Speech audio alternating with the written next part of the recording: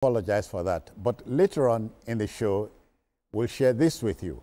Ekunya Ade community in Kogi State blends fitness with cultural heritage. It organizes the 2025 edition of Akogba Mountain Hike. But let me tell you, I'm hanging out with Asokwa James. Asokwa, I greet you. Thank you so much for having me. Yeah. We are expecting Wale Adeoye to join us in the course of the show. But then let's, we should be going in and out, sounding out Babajide Kolade Otitoju, who is out of town, and we'll sound him out every once in a while, and he'll weigh in on the issues raised from here. Now, the team is ready. I hope you are.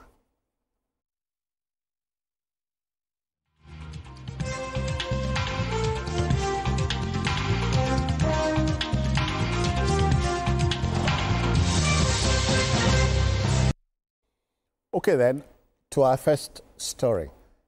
You know, when on the auspicious occasion of the 2026 Democracy Day celebration, the president conferred national honors on defenders of democracy, both living and dead, some names were missing. Now, major and minor commentators had a field day, if you see what I mean. Now, as a listening president, a #1 citizen, President Bola Tinubu has conferred the national honor of Commander of the Federal Republic, CFR, on retired Colonel Abubakar Umar Dangiwa, one-time military governor of Kaduna State. In its words, let me quote Mr. President, quote, "Let me use this opportunity to correct an omission. Some of those people that I missed out on during the June 12 broadcast at the National Assembly is Colonel Dangiwa. Today, let me correct that by honoring him with a national recognition of CFR," end quote. The president was in Kaduna on Thursday during his visit. So correcting, Mr. President has corrected the seeming mistakes, and so we can lay that to rest. Exactly. Even though some people are still saying that there are so many people who were involved, champions of democracy. who were involved in the June 12 struggle. Yeah, okay. I know the major part, the major person, one of the major people was Colonel Umar. Oh, yeah. Because I remember then it was very, very, how will I put it? People were shocked to see a soldier, stick to his guns and also challenging his boss. Yeah. You understand? He was openly against the annulment. Yeah, because I remember one of the stories that we heard then was that he actually drove himself from Bauchi to Abuja to try and see IBB, to ask him questions on why he actually annulled that election, and then insisted that IBB should announce Abiola as winner in that election. Yeah. And since then, after he retired, he never stopped. He never stopped. He kept on insisting that Abiola should be made the winner. He was even part of the northern wing of Nadeco. Then the movement for unity and progress. Yeah. That had the likes of Balari Rusa and Johanna Madaki. Madaki. Yeah. The boys that were known as the Babangida boys. Yes, So he, for the president to have honored him, he speaks well. So it shows that our heroes of those days should always know that somebody somewhere would always recognize them at some point. So I want to really thank the president for honoring Colonel Umar. We'll continue to, I will call him Colonel Umar because even though some people said he has retired, but he's still a social critic. No, his rank was never retired. No, he wasn't. So he was the one that just resigned. Abubakar Umar retired, he resigned. Okay. He resigned, and since then he has continued to play a major part, in the national discourse. I wonder if we can join team leader BKO at this point in time. Biko, are you there? Good afternoon one more time. Yes, I am. Good afternoon, Citizen Jones. I hope you can hear me clearly. Yeah. So, Mr. President has corrected a mistake, a seeming mistake, by announcing Yes. the rank of Commander of the Federal Republic on retired Colonel Abubakar Umar. It's No. it's It's, great. yes, it is. Yes, it is. Remember, we had 2 editions of Journalist Hangout in which I asked for Colonel Umar to be recognized. When they asked me if there were people left out, I mentioned him. He was the first person that came to my mind because he is the sort of person that you can call Nigeria's champion of democracy while within the military. He's the only one that you can describe as Nigeria's only soldier of democracy because he fought for it. He lost his commission because he insisted that the military should hand over to the man who won the election. He was also full of praise for Professor Humphrey Nwosu because as far as it was concerned, Humphrey Nwosu delivered on the mandate that he was given. But the military, reluctant to give up power, decided to annul the election. Apart from that, we are a nation that its people are very forgetful. This same Colonel Umar rejected the idea of a Northerner becoming the deputy to IBB. And when he rejected that idea, he pushed hard. Invariably, Ebitu Kiwe, who was the most senior person at the time, became IBB's, became deputy at that time. He is on record to be the only military governor who voluntarily gave up his position. He also decided to resign from the army. All of this he did despite his aristocratic background, because he comes from the royal family in Kebbi State, yet he was consistently fighting on the side of the poor Nigerians, the ordinary Nigerians. He rejected the idea of SAP, Structural Adjustment Program, while being a junior officer to IBB that brought SAP in the first place. And he said, look, you cannot tell us that SAP has no alternative. The only thing that has not got an alternative is death. Oh, yeah. So, Colonel Dangiwa Umar is not the sort of person that we can forget easily.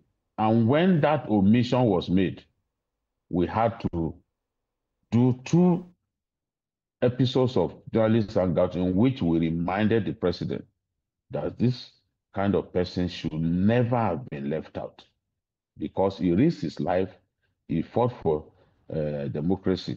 Another person who comes to mind is Brigadier General Ishola Williams. Okay. Ishola Williams risked his life and said, as soldiers, our word is bond.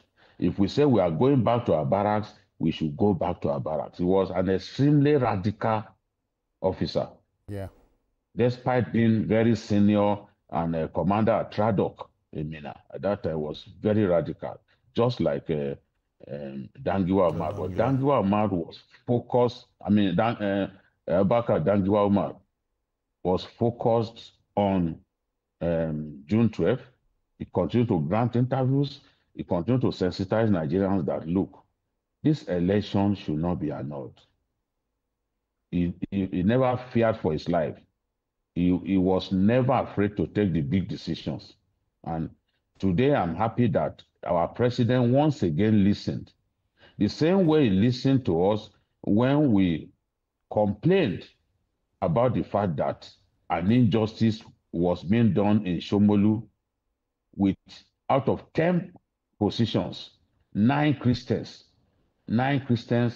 occupying 9 out of 10 positions. And the only one left, some people still felt it should not go to a Muslim. And we had a program, and the president reversed it.